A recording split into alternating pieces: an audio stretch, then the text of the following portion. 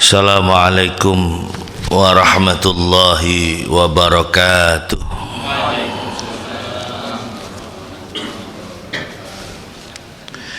Bismillahirrahmanirrahim. Alhamdulillahi rabbil alamin.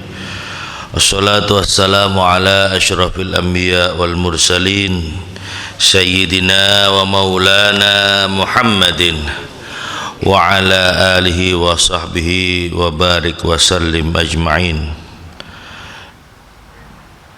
Allahumma salli wa sallim wa barik ala Sayyidina Muhammad tibbil qulub wa dawaiha wa afiyatil abdan wa shifaiha wa nuril absar wa diyaiha wa ala alihi wa sahbihi wa sallim. Subhanaka la ilma lana illa ma 'allamtana innaka antal alimul hakim. Rabbi shrah li sadri wa yassir li amri wahlul 'uqdatam min lisani yafqahu qawli. Rabbi zidna ilma warzuqna fahma wahdina siratal mustaqim. Warzuqna fahman nabiyyin wa hifdzal mursalin wa ilhamil malaikatil muqarrabin. Waftah lana futuhal arifin waftah bainana wa baina qaumina bil haqq wa anta khairul fatihin. Amma ba'd, hadaratal muhtaramin, para jamaah Masjid Jami' Al-Baitul Amin rahimani wa rahimakumullah. Mudah-mudahan kita semua senantiasa mendapatkan limpahan rahmat dan barokah dari Allah Subhanahu wa taala, diberikan kesehatan lahir dan batin, diberikan kebahagiaan dunia dan akhirat. Amin ya rabbal alamin. Alhamdulillah, pagi ini kita melaksanakan ibadah sholat subuh dan dilanjutkan dengan pengajian kitab Riyadhus Shalihin. Mudah-mudahan menjadi amal yang diridhoi dan diterima oleh Allah Subhanahu wa taala. Melanjutkan pembacaan kitab Riyadhus Shalihin, bab yang menerangkan tentang memberikan pertolongan.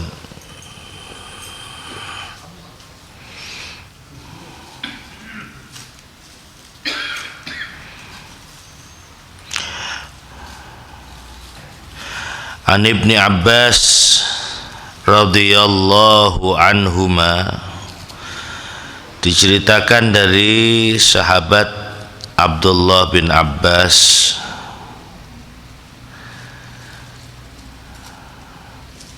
radhiya, mudah-mudahan ngeridani sapa Allah, anhuma, saking sahabat Abdullah dan juga sahabat Sayyidina Abbas bin Abdul Muttalib.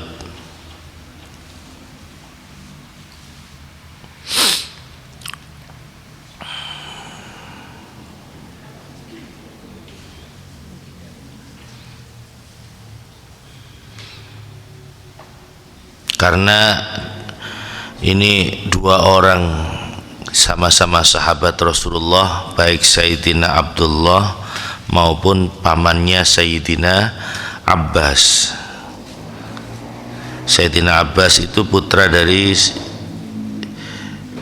Sayyid Abdul Muttalib, jadi paman dari Kanjeng Nabi. Berarti Abdullah ini sepupu Rasulullah, Abdullah bin Abbas bin Abdul Muttalib. Karena itu radhiyallahu anhuma, mudah-mudahan Gusti Allah ngeridani anhuma saking Abdullah bin Abbas. Fi qissati Barirah wa zawjiha, yang dalam nerangake cerita dari Barirah dan suaminya. Qala dawuh sapa Abdullah bin Abbas atau Ibnu Abbas, qala dawuh laha maring Barirah sapa an-Nabi sallallahu alaihi wasallam. Jadi Kanjeng Nabi dawuh kepada salah seorang sahabat yang namanya Barirah,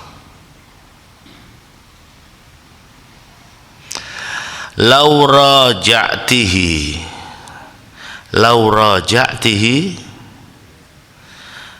ini pertanyaan ya. Laura ja'tihi, apakah kamu perempuan akan kembali kepada suami? Jadi ini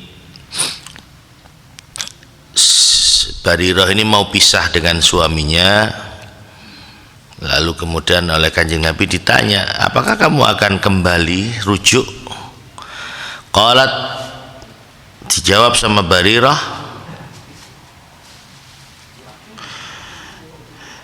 ya Rasulullah, wahai Rasulullah, ta'murni, apakah engkau memerintahkan aku untuk kembali kepada suamiku, artinya rujuk? Qala maka dawuh sapa Kanjeng Nabi, innama asyfa'u, innama angin pestine barang, asyfa'u, saya hanya memberikan saran atau nasihat atau pertolongan. Jadi ketika Nabi bertanya, apakah kamu akan rujuk dengan suamimu, ditanya, dijawab sama Barirah, ya Rasulullah, apakah ini perintah? Lalu Nabi mengatakan, innama asyfa'u, saya hanya memberikan saran.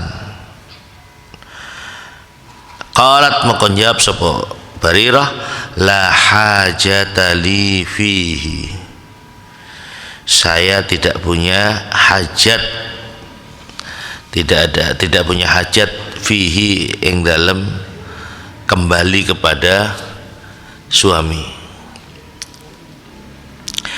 Jadi hadis ini menerangkan bahwa orang itu jika akan berpisah, atau jika ada orang yang datang pada kita untuk meminta saran dan masukan, pendapat, kita boleh memberikan saran dan pendapat. Dan kalau di dalam syarah dari hadis ini, istihbabu syafa'atil hakim fir rifqi bil khasami, jadi sebaiknya kita memberikan saran itu untuk rujuk kembali. Tapi kalau memang yang kita beri saran itu memang sudah tidak bisa, ya sudah, kita hanya memberikan saran saja. Krono sing arepe ngelakoni ya orang itu. Sebab sebaik abghadul halal indallah, perkara halal tapi paling dibenci oleh Allah itu apa? At-talaq, perceraian. Cerai itu halal tapi paling dibenci oleh Allah. Karena itu jangan sampai naudzubillah kita melakukan itu, atau kita menyarankan orang untuk melakukan itu. Tapi perkara wong umpamane wis gak kenek, mboten saged pun, tidak bisa dipertahankan lagi rumah tangga ini, ya sudah, kita kan hanya memberikan saran.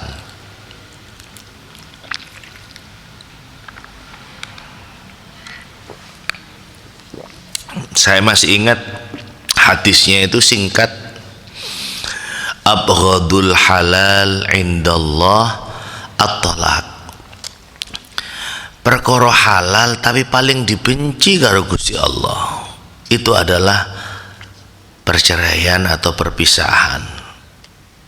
Halal tapi dibenci karo Gusti Allah, artinya dibenci itu Gusti Allah mboten seneng, tidak suka kalau ada orang yang bercerai atau berpisah, kecuali memang sudah tidak ada lagi kecocokan dalam rumah tangga, wis gak iso dipertahankan. Selama masih bisa dipertahankan, sebaiknya dipertahankan. Rawahul Bukhari, hadis tadi itu riwayat Imam Bukhari. Babul islahi bainan nas, bab yang menerangkan tentang al-islah, mendamaikan di antara sesama manusia. Al-islah, islah. Ya, islah itu juga sama dengan kata silah. Silah itu menyambung silaturrahim. Ini islah bainan nas, mendamaikan. Qala Allah Ta'ala, dawuh sapa Gusti Allah, dawuh Allah Ta'ala, la khaira fi katsirin min najwahum illa man amara bi sadaqatin aw ma'rufin aw islahin bainan nas. An-Nisa 114. La khaira, tidak ada kebaikan, fi katsirin min najwahum, tidak ada kebaikan dari banyak pembicaraan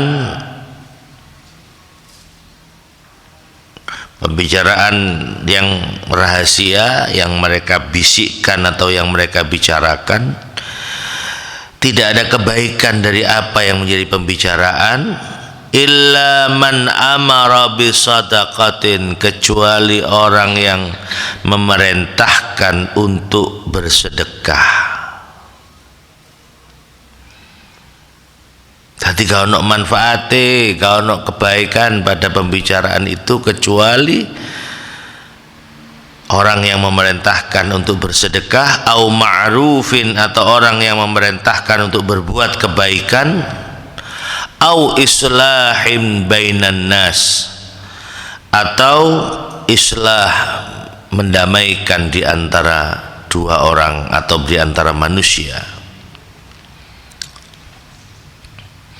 Jadi kalau manfaatnya omong-omongan, guneman, pembicaraan, kecuali pembicaraan yang memerintahkan kita untuk bersedekah atau berbuat baik atau mendamaikan sesama manusia. Sebab apa yang terjadi, kadang-kadang orang niku lek tepak wayahe omong-omongan, guneman, akhirnya yang terjadi apa? Rasan jatuh kepada ghibah. Ghibah itu membicarakan keburukan orang lain. Membicarakan keburukan orang lain itu, kalau memang benar itu adalah ghibah, ngerasani. Tapi kalau salah itu fitnah, jatuh kepada fitnah. Jadi kita membicarakan orang, wah iku ngene, ngerasani wong, wah iku Pak Jokowi ku ngene, ngerasani umpamane nggih. Pancen sing biasane dirasani iku ya pimpinan. Resikone dadi pemimpin iku nggih ngoten niku. Dirasani wong. Lek bener gak dilem, karena pancen dianggap oh iku pancen wis tugase, kewajibane. Kalau benar tidak dipuji, tapi kalau salah dirasani. Napa? Entek ngamek kurang golek. Niku napa maksudnya kok? Ono istilah entek ngamek kurang golek itu. Ya dirasani entek ngamek kurang golek. Entek ngamek. Ya kalau habis ngambil. Lek kurang golek. Entek ngamek kurang golek. Iya. Resiko jadi seorang pemimpin dirasani.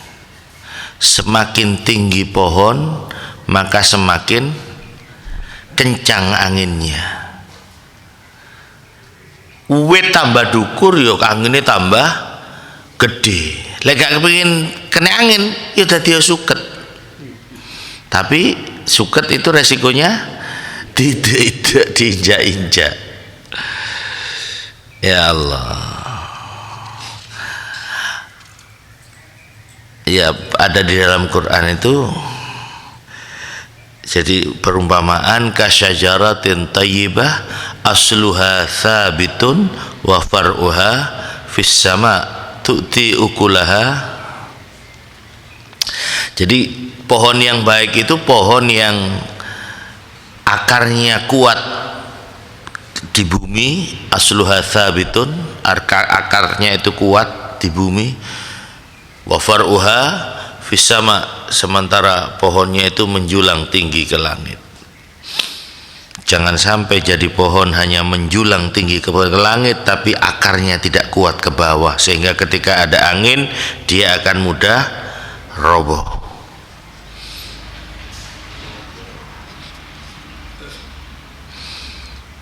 Jadi napa itu tadi, kumpul-kumpul omong-omongan itu tidak ada manfaatnya, tidak ada kebaikannya kecuali mengandung 3 hal. Pertama, sedekah, memerintahkan kita sedekah. Yang kedua, berbuat baik. Sing nomor 3, islahin islahin bainan nas, mendamaikan orang. Sebab kalau tidak 3 hal ini, maka yang terjadi kumpul-kumpul omong-omongan itu akan jadi forum rasan-rasan, ghibah, ngerasani, atau kemudian menjadi fitnah, bukan ghibah. Kalau ngerasani orang sing dirasani bener, iku lho wong iku ngene bener, memang orang itu begini. Kalau benar itu ghibah, ngerasani. Tapi lek gak bener itu akhirnya menjadi fitnah. Ini loh, masya Allah. Makanya apa, fal yakul khairan aw liyasmut, berkata yang baik atau lebih baik diam. Makanya kula kadang-kadang lek tepak kumpul-kumpul ngoten niku, ngomong sak perlune, ngomong sak cukupe, daripada ngomong akean ngomong malah akhirnya dadi dosa. Lebih baik kita diam, baca sholawat, baca istighfar, baca tasbih. Tapi kadang-kadang sekarang ini wonge meneng, tapi tulisan ini sing mlaku. Dricine niki sing. Nah, itu juga bagian dari pembicaraan itu. Ucapan itu bisa secara lesan, bisa secara tulisan. Mendamaikan, wasulhu khair, dan perdamaian itu lebih baik. Atau di dalam firman Allah yang lain di surat Al-Anfal ayat 1, fattaqullaha wa aslihu dzata bainikum, dan bertakwalah kepada Allah dan perbaikilah hubungan di antara sesama kalian. Al-Anfal.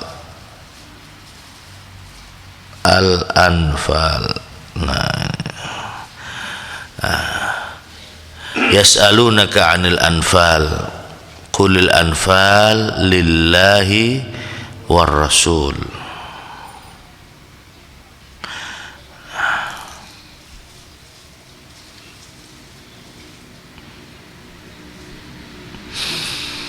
Mereka yas'alunaka, mereka bertanya tentang al-anfal. Al-anfal itu artinya harta rampasan perang. Qulil anfal lillahi war rasul, harta rampasan itu milik Allah dan Rasul. Fattaqullah, dan bertakwalah kepada Allah. Wa aslihu dzata bainikum, dan perbaikilah hubungan di antara kalian. Wa ati'ullah wa rasulah, dan taatlah kepada Allah dan Rasulnya. In kuntum mu'minin, jika kalian semua termasuk orang yang beriman kepada Allah, maka bertakwalah kepada Allah dan Rasulnya. Di dalam surat Al-Hujurat ayat 10 Allah dawuh, innamal mu'minuna ikhwatun fa aslihu baina akhawaikum, sesungguhnya orang mukmin itu bersaudara. Fa aslihu, makanya itu damaikanlah, baina akhawaikum, di antara kedua saudara kalian. Menjadi orang itu harus bisa menjadi pemersatu yang bisa mendamaikan, bukan justru pemecah belah yang bisa membuat orang itu bertengkar. Apa maneh kalau kita memang naudzubillah nggih duwe jiwa provokator. Jiwa provokator gak enak ndelok wong rukun.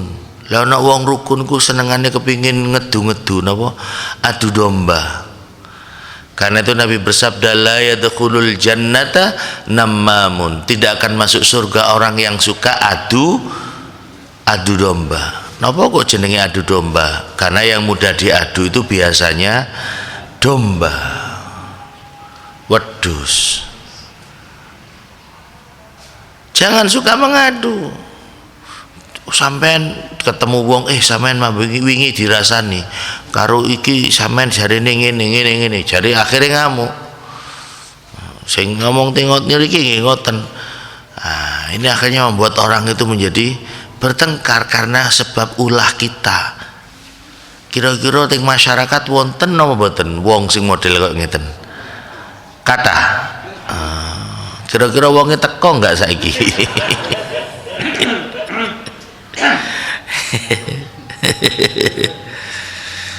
Itu jiwa provokator. Gak seneng, gak enak ndelok wong rukun gak enak. Iki lek rukun gak ono berita ya biasane ngoten. Bad news is good news. Berita buruk itu justru menjadi berita baik. Ada orang yang memang profesi seperti itu ya. Kalau ada orang digigit anjing itu biasa. Tapi kalau ada orang menggigit anjing ini baru berita. Lek menungso dicokot asu itu biasa. Tapi kalau menungso nyokot asu lah ini baru ini. Nggih. Ada orang yang seperti itu kadang di grup WA niku kula ndelok nang grup WA iki lek gak ono sing tukaran gak enak gak rame grup iki.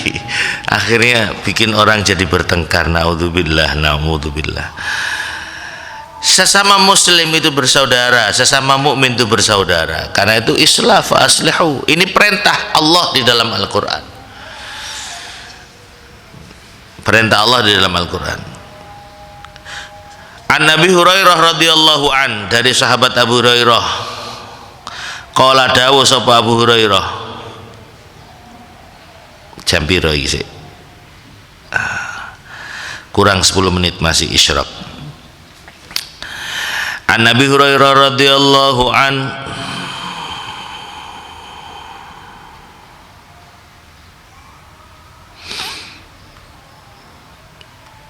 qala dawu sapa Abu Hurairah, qala Rasulullah sallallahu alaihi wasallam, Allahumma shalli ala sayyidina Muhammad wa ala ali sayyidina Muhammad. Ayo perbanyak baca sholawat mumpung dina Jumat. Kanjeng Nabi dawuh, kullu sulama minan nas alaihi shadaqah. Kullu sulama, sulama itu setiap persendian. Jadi di dalam tubuh kita ini ada kurang lebih sekitar 360 persendian. Kullu sulama thalathu mi'ah sittin, 360 betul. Jadi di dalam tubuh kita ini ada 360 persendian. Lek gak percaya sampeyan hitung. Nggih. Tangan iki ugel-ugel, driji. Mantun ngoten napa malih niki, sikut. Terus niki, nggih. Ada 360 persendian. Persendi.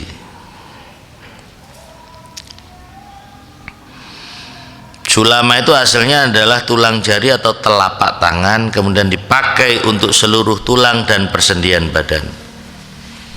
Sulama. Kullu sulama, setiap persendian manusia, minan nas saking menungso, alaihi sedekah, iku wajib disodakoi. Setiap persendian kita itu wajib disodakoi. Alaihi sedekah kulla yaum, setiap hari. Tatlu'u fihi syamsu, setiap hari di mana matahari terbit. Jadi setiap hari 360 persendian kita itu kudu disodakoi, dawuhi Kanjeng Nabi. Setiap hari, kulla yaumin tatlu'u fihi syamsu, setiap hari itu kudu disodakoi. Sodakoh dalam bentuk apa? Nah ini, ta'dilu bainal itsnaini sodakoh, mendamaikan dengan adil. Ta'dulu, mendamaikan dengan adil di antara dua orang yang berselisih, itu termasuk sedekah. Lalu wa tu'inur rajula fi dabbatihi fatahmiluhu 'alaiha, membantu orang untuk naik ke kendaraannya, ya. Wong arepe munggah, zaman itu kan naik onta, ya, naik onta dukur unton itu. Bantu wong naik onta itu juga sedekah. Termasuk mengangkatkan barang orang itu juga sedekah. Au tarfa'u lahu 'alaiha mata'ahu sedekah, membantu mengangkat barang sedekah. Wal kalimatu thayyibah sedekah, ucapan yang baik itu juga sedekah.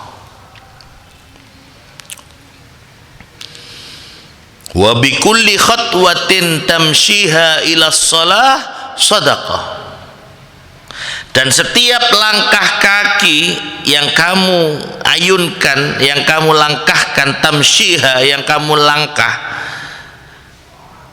yang kamu melangkahkan kaki itu ilah shalah, menuju ke tempat sholat, itu juga adalah sedekah. Panjenengan melaku sangka omah atau naik kendaraan dari rumah menuju tempat sholat di masjid ini, itu sedekah. Maka yang kita dianjurkan kalau menuju ke masjid itu berangkat dan pulang itu dianjurkan dari jalan yang berbeda. Kayak saya berangkat dari rumah saya Patimura lewat jalan raya, mulai nih masuk arep lewat jalan raya lah, melawan arus. Ya pulangnya bisa lewat Trunojoyo, bisa lewat sana, mana itu Selawu. Setiap langkah kaki yang kita pakai berjalan untuk menuju ke tempat sholat itu adalah sedekah. Tadi lek jenengan budal nang masjid diniati sedekah, nyodakoi itu loh 360 persendian yang ada di dalam tubuh kita. Ucapan yang baik itu sedekah. Wa tumitul adza anit thariq sedekah, dan termasuk sedekah itu adalah menyingkirkan gangguan dari jalan. Sampeyan melaku ketok ono paku, ketok ono beling, ketok ono watu yang menghalangi jalannya orang, pinggirkan, itu sedekah. Tapi lek ono portal sing nutup dalan, ojo dipinggirno niku. Seneni sampean karo Satpol PP. Arepe nang alun-alun bengi-bengi kula jam pira iku, sik jam 6 ta. Kok wis tutup iki? Nggih kula mantun maghrib arepe tahlilan. Mari maghrib niku. Mari maghrib apa mari isya ya? Oh mari isya, mantun isya. Mari isya sik jam 7. Kebetulan malam minggu memang waktu itu. Lah kok arepe lewat alun-alun, lewat tok iki ditutup ning pos polisi jalan raya. Kudu belok nganan. Akhirnya kan semua kendaraan belok nganan, akhirnya macet teng mriku. Lah lek ana portal koyo ngono kok aja sampean pinggirno sampean.